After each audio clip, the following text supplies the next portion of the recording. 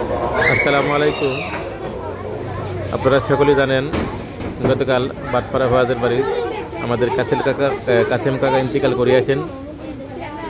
জাহাঙ্গীর ভাই ও সাদ্দাম হাজির বাবা আজকে দুপুরে নামাজের পর ওনার জানাজার উপস্থিতি অনেক দূর দূরান্ত থেকে বহু আলেমগণ শহরের বিভিন্ন লোকজন আসছেন।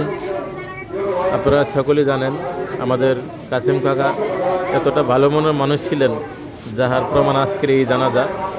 আজকের জানাজার উপস্থিতি সত্যি বলা যাচ্ছে যে আমাদের কাসেম কাকা অনেক ভালো মনের মানুষ ছিলেন। মহান আল্লাহ তাআলা ওনাকে জান্নাতবাসী করুক, এই দোয়া করি সকলেই। আমাদের প্রাইমারি স্কুলের মাঠটি মাশাআল্লাহ একবারে ভরপুর হয়ে গেছে। শহর এবং দূর দূরান্ত থেকে বহুত লোক আসছেন এই মরহুম কাসেম কাকার জানাজা পড়ার জন্য।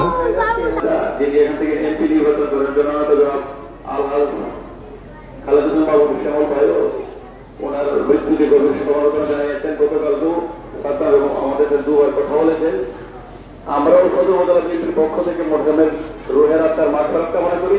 আমরা মৃত্যুকে আমরা যারা বিএনপি পরিবারের পক্ষ থেকে সমবেদনা করছি। পাশাপাশি আমরা সকলেই জানি মরহুম আবুল কাসেম কাকা দীর্ঘদিন বরতুলি বাজার আবদুল্লাহি কাকার ব্যবসায় প্রতিষ্ঠানে উনি কর্মরত ছিলেন। উনি জীবদ্দশায় বহুত মানুষের সাথে চলাফেরা করেছেন। যদি কোনো ভুল ভ্রান্তি উনি কারো মনে দিয়ে থাকেন, সকলেই নিজ গুণ ক্ষমা করে দিবেন। এই মহৎ মানুষটিকে আল্লাহ তাআলা যেন জান্নাতবাসী করেন, সকলে দোয়া করবেন। আমি সকলেই আমরা দোয়া করব আমাদের সাদ্দাম হাজির আব্বাকে আল্লাহ তাআলা জান্নাতবাসী করুক। বহুত মানুষের উপস্থিতি আজকে চিরবিদায় হবেন আমাদের কাসেম কাকা। অসংখ্য মানুষের মনে প্রাণে থাকা আমাদের প্রিয় কাকা জানাজার জন্য উপস্থিত হয়েছেন। হাজারো হাজারো মানুষ, মাঠ ভরপুর হয়ে গেছেন।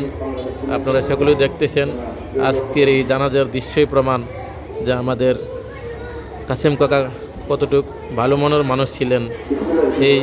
তার এই ভালো আদর্শ রেখে যাওয়াটাই প্রমাণ যে উনি একজন ভালো মনের মানুষ ছিলেন।